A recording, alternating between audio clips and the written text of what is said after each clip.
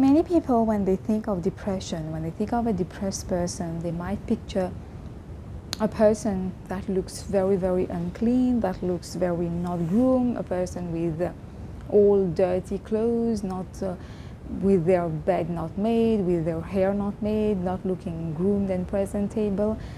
We tend to think that a depressed person has to look depressing or look depressed, but it's not always the case. There is a term, high functioning depression.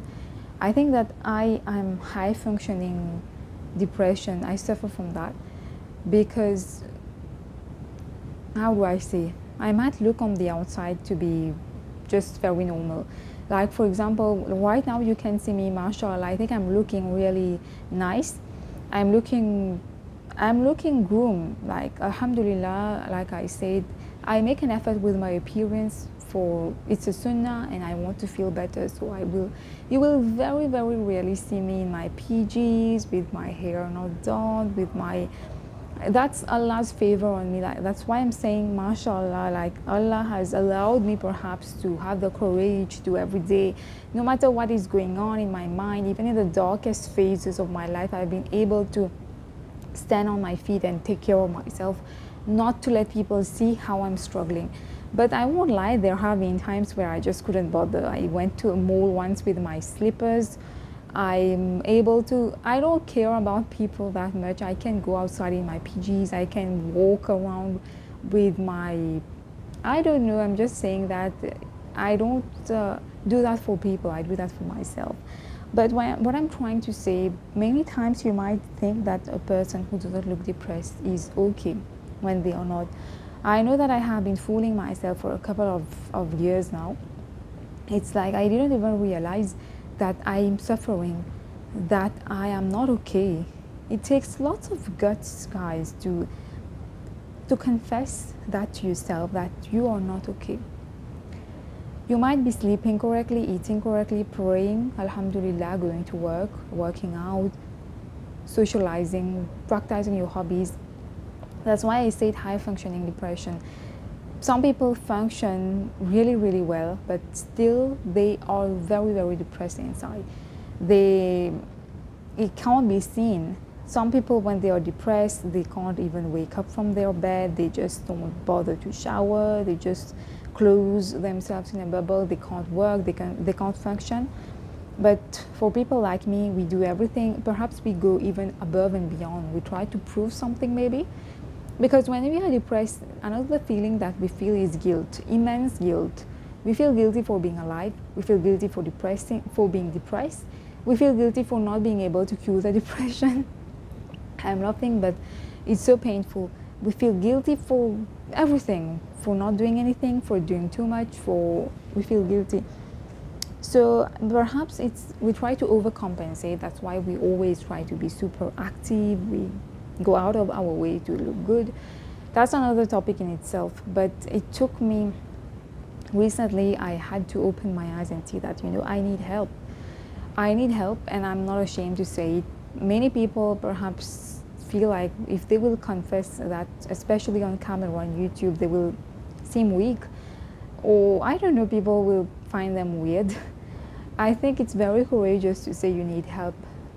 I'm not ashamed to say I need help. All of us, we need help, all of us, we need help. We need help with one thing or the other. We need help with our diet, we need help with our spirituality, we need help in education, we need help in everything, at least in one thing. So that's when I started to become more conscious of the fact that, my mind sends me alarm signals, my body sends me alarm signals when I'm not okay. For example, if there are some moments where I just feel very, very angry, I'm snapping at everyone, I just have, I keep crying, and I have this, I just don't feel all right, and I'm not even allowing myself to feel it. I know that something is not right. Maybe I should take a break. Maybe I should take a day off work. Maybe I should just take a break from my house, from my family. Maybe I need to do something different and spontaneous. Maybe I haven't been eating right. I haven't been having enough fun, haven't been socializing, haven't been praying enough. I don't know what it is, but you have to be honest with your feelings. Don't pretend that everything is fine, and then when you have a burnout, then you can't no longer. Now you're at the end of the world. It's like a huge crisis. You don't know what to do. You go in panic mode. I strongly recommend each one of you to, yeah, it's good that you're functioning, you're going out, you're not multitasking, but you're being very active. It's very good. But don't think that just by bombarding yourself with all kinds of activities, by overscheduling, by being so busy all the time, don't think that this is super healthy. That's what I'm trying to say. Sometimes it might be, I say sometimes, it might be that you're denying your feelings, that you're running away from your depression, that you're feeling ashamed or afraid to confess that you need help. Well, you don't have to obligatorily take medication or go to see a therapist every week. It's at your convenience. I always say there is no one size fits all for depression. People will give you all kinds of advice when you tell them you're depressed. Some will tell you to rely exclusively on prayer. Some will tell you to rely on medicine. Some will tell you to just, some people don't even believe in depression. But for example, in my own situation, what I do is that I don't think that I need therapy every week, or, I think therapy is very expensive. Some of them really exploit. It's a business. 1,000 rupees for 1 hour of session, I think it's really scandalous. But whenever I feel like I need a session, I will schedule one with my counselor, and it will be, currently I'm doing a WhatsApp online therapy, which is very helpful. It might sound not like everyone's cup of tea, but it's not weird, it's not uncomfortable, it's very, very, it suits me perfectly, that kind of therapy. So I do that perhaps once in a month. It depends. And also, yes, I take medication. There is an antidepressant that I take. It's not something very heavy. It's not something to be obtained by through prescription. It can be bought at the pharmacy directly. And I feel that it suits me. It doesn't make me feel drugged. It works out for me. And I will never take these psychotic drugs that just drug you and don't do anything. I don't believe in that. I've taken them in the past. It didn't help anything. It wasn't for me. I believe that if you are depressed, you need to try to find out why you are depressed. What is bothering you so much? Try to find a solution. Try to talk about it. Not just take a medicine. A pill will not change your situation. It will not undo the trauma that has been done.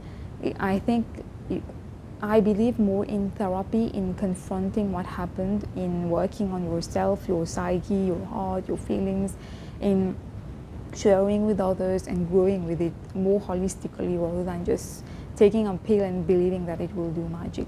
And of course, Allah will put Shifa in the medicine, in the therapy, if He wants. But yeah, I still find it difficult to sometimes accept that, maybe today I don't want to look like a Barbie doll. Maybe today I just want to be me, without any makeup, without glamorous clothes. Maybe today I will not force myself to work out, or I will not force myself to be overproductive just because I don't want people to see me depressed, or just because I don't want to accept that I'm feeling depressed. But at the same time, I'm the type of person who loves to be active. I love to read books. I love to increase my knowledge. I just love to learn new things. And most of the time when I'm depressed, it's like I have this bigger drive to do things. That's why I was saying, maybe Alhamdulillah, that pain is a gift from Allah. Allah wants to give you inspiration. He wants to make you use the pain. For me, the depression is like a bucket of ice. Just think, in the morning you're sleeping a very heavy sleep, like you're very, very far away. You don't want to wake up from that bed. You have to wake up.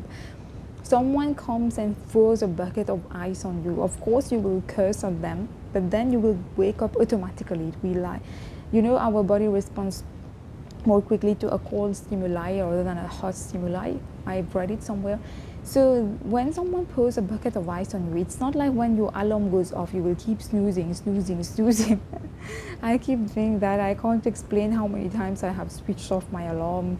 I don't know. But take the depression like that. It's like a bucket of ice. It might feel uncomfortable and painful in the beginning. It might feel like, the last thing in the world that you would ever want. But Allah doesn't send you anything that is not effective or useful for you. So believe me that the depression, it wakes you up. Let's say it wakes you up. People who have never been depressed, they are not guilty or they are not inferior. But these people have never experienced that kind of heightened sensitivity, awareness, gratitude, self-aware, whatever it is, enlightenment that you have been able to feel through your experience of having been depressed. So take it as a gift. Don't take it as a gift. It is a gift. I know that this can sound unpalatable or disturbing, but it is a gift. Most big geniuses, authors, writers, painters, prophets, they have gone through so many challenges. I have never heard of someone super successful who hasn't been through a massive amount of suffering, trials, pain, difficulties. So take it as an honor and as a crown. Just like you wear a hijab as a crown, from now on, promise me that you will wear your pain as a crown.